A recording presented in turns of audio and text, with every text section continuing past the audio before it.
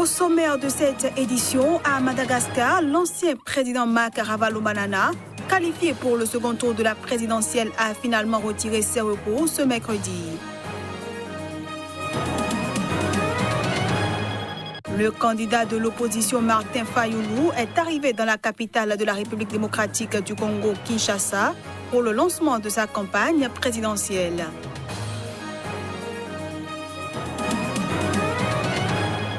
Et puis, un mois après la fin de son contrat avec le Phoenix Rising FC en deuxième division américaine, l'ancien international ivoirien Didier Drogba a confirmé ce mercredi qu'il mettait un terme à sa carrière.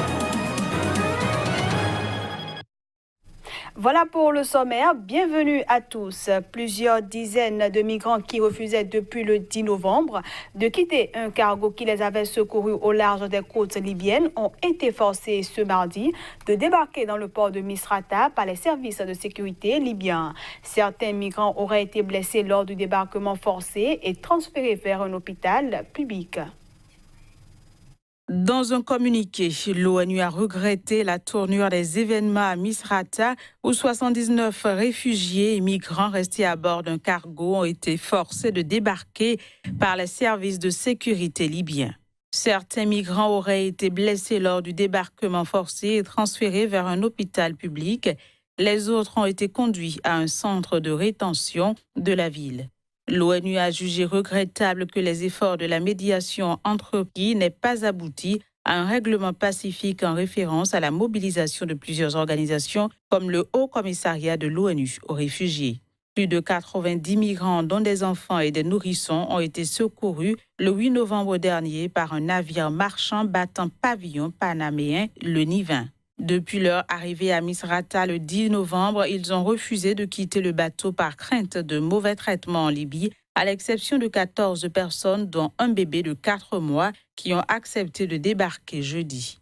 L'ONG Human Rights Watch a dénoncé leur débarquement forcé, considéré comme la pire issue possible à la demande désespérée des personnes à bord du Nivin d'éviter une détention inhumaine en Libye. Selon le HCR, ces migrants sont originaires d'Éthiopie, d'Érythrée, du Soudan du Sud, du Pakistan, du Bangladesh et de Somalie. À Madagascar, Marc Ravalomanana, un des deux finalistes de la présidentielle du 7 novembre dernier, a fait volte-face ce mercredi. Il a, dans un souci d'apaisement, annoncé le retrait des plaintes contre la commission électorale qu'il avait déposées auprès de la justice. Après avoir déposé 208 réclamations ce mardi devant la Haute Cour constitutionnelle, l'équipe de Marc Ravalomanana, qualifiée pour le second tour de la présidentielle malgache, a finalement retiré ses plaintes ce mercredi. L'ancien chef de l'État et son parti ont décidé de retirer toutes les enquêtes pour l'apaisement de la souveraineté de Madagascar, a déclaré lors d'une conférence de presse à Antananarivo l'avocat représentant Marc Ravalomanana auprès de la Commission électorale nationale indépendante. Selon Assina Andriana Dissaona, Marc Ravalomanana approuve les résultats provisoires du premier tour de la présidentielle sortis par la CENI. La Haute Cour constitutionnelle a confirmé avoir bien reçu la lettre de désistement.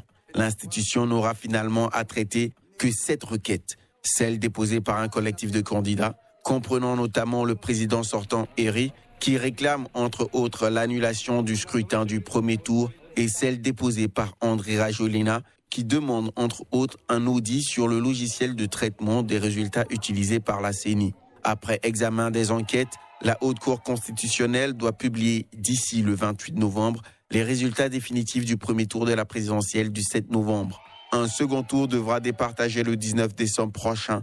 L'ancien président Andry Rajoelina, arrivé en tête devant son prédécesseur Marc Ravalomanana, dans la mesure où aucun des 36 candidats n'a obtenu la majorité.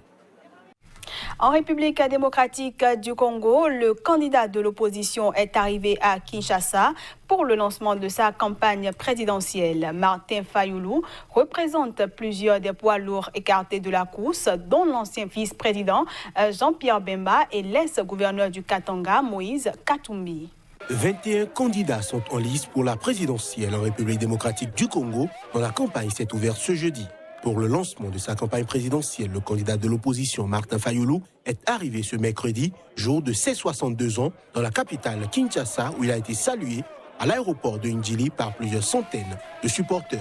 Martin Fayoulou et ses supporters refusent cet écran tactile qui permet de choisir les candidats et d'imprimer les bulletins de vote. C'est le même message que celui du peuple congolais qui veut qu'il y ait de bonnes élections et le 23 décembre des élections, sa machine à voter l'élection avec un fichier électoral corrigé. Nous devons à tout prix arracher l'alternance démocratique, c'est-à-dire pour arriver à ça, il faut les élections. Mais lesquelles élections?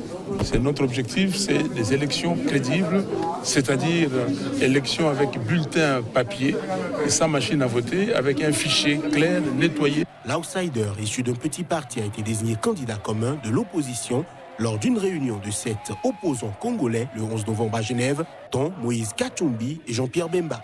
Mais le lendemain, deux signataires de l'accord de Genève, Félix Tshisekedi et Vital Kamerhe, sont revenus sur leur engagement. Mais le message est qu'il y a un candidat commun et vous voyez, tous les groupes qui composent l'opposition sont là. Les candidats communs sont là, je suis là, je représente ces groupes.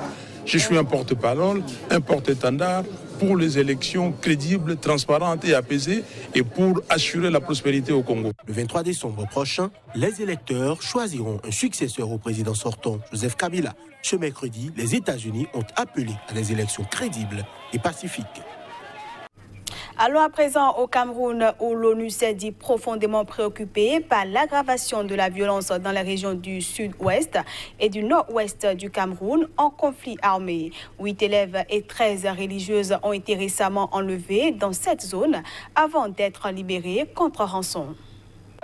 Dans un communiqué rendu public mardi, le Haut Commissariat aux droits de l'homme de l'ONU a noté une aggravation de la violence dans les régions anglophones du Cameroun, une zone en conflit armé.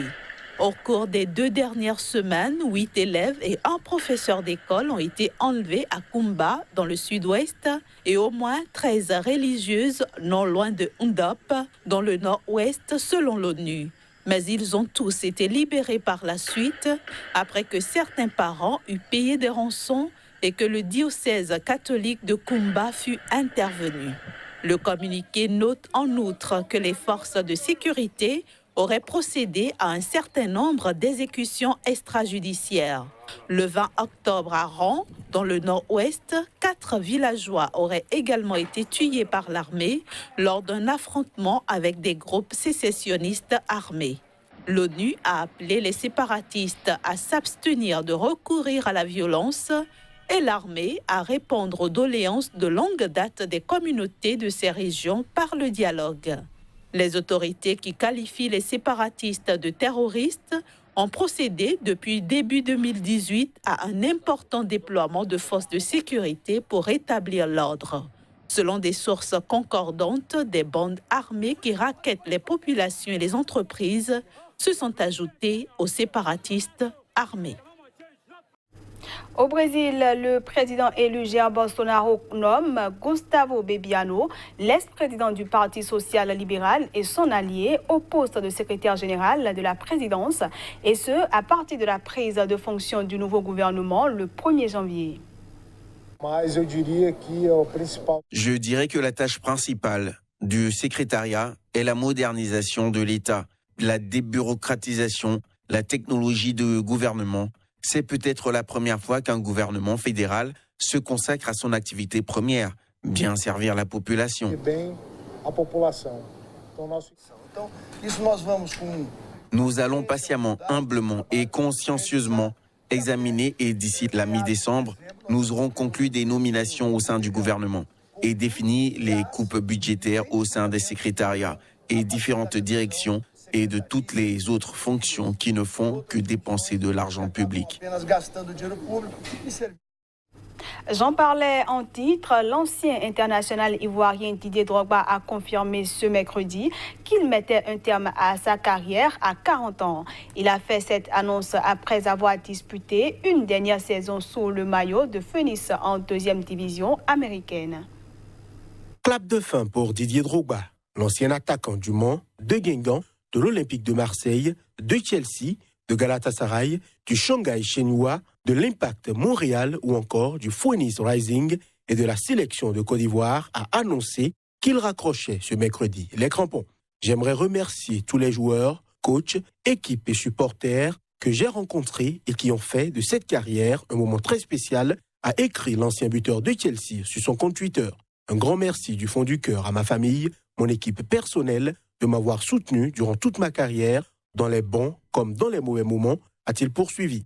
Hâte de démarrer le prochain chapitre en espérant que Dieu me bénisse une fois de plus, comme il l'a fait pendant toute ma carrière, a-t-il conclu. Âgé de 40 ans, Didier Drogba a déjà disputé le dernier match de sa longue carrière professionnelle, débuté en 1998 sous le maillot de Phoenix en 2e division américaine. Avec 65 buts en son 5 sélections, il aura été l'un des fers de lance des éléphants, même s'il n'aura jamais pu accrocher cette tant convoitée Coupe d'Afrique des Nations.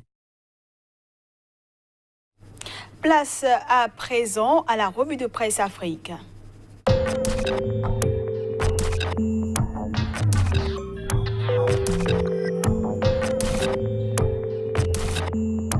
Nouveau numéro de la revue de presse Afrique sur Sika TV. Bienvenue à toutes et à tous. Le point de l'actualité africaine de ce jeudi nous emmènera au Togo, en Côte d'Ivoire, au Burkina Faso et au Cameroun. Et parlant justement du Cameroun, le journal Mutation nous informe que Paul Biya engage les nominations dans le cadre du septennat. Loi de finances au Cameroun, le quotidien Cameroun Tribune nous apprend que le Premier ministre a présenté les grands axes de l'action gouvernementale pour l'exercice prochain. Puis, année scolaire 2018-2019 au Cameroun, la mafia paralyse les enseignements secondaires, se désole le journal Info Matin ce jour. L'actualité au Togo porte essentiellement sur la proposition de la CEDEAO sur les réformes constitutionnelles. À ce sujet, réforme texte final de la CEDEAO, la C14 accepte, mais le pouvoir s'oppose, peut-on lire en première page du journal Liberté, qui se demande qui peut raisonner le pouvoir RPT unir. Réforme constitutionnelle toujours, la Nouvelle Tribune nous apprend que la C14 dit oui au texte final proposé par l'expert de la CEDEAO, pendant que l'exécutif, lui, en retient la substance.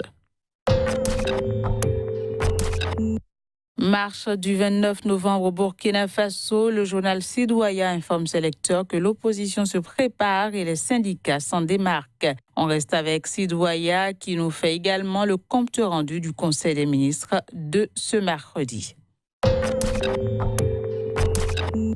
Dernière escale du jour, la Côte d'Ivoire, où le quotidien Fraternité Matin dénonce la mauvaise qualité des réseaux de téléphonie mobile. Des opérateurs pourraient perdre leur licence, peut-on lire en gros titre du journal Fraternité Matin, qui nous informe également des propositions des acteurs de la société civile sur la réforme de la CEI. Déclaration de paix de militants et personnalités du PDCI RDA. Fraternité Matin nous apprend que des élus et cadres appellent à un sursaut des consciences et à la raison. Voilà, c'est la fin de la revue de presse Afrique de ce 22 novembre 2018. Merci d'avoir été des nôtres. Très bonne suite au programme sur Sika. Demain pour de nouvelles informations.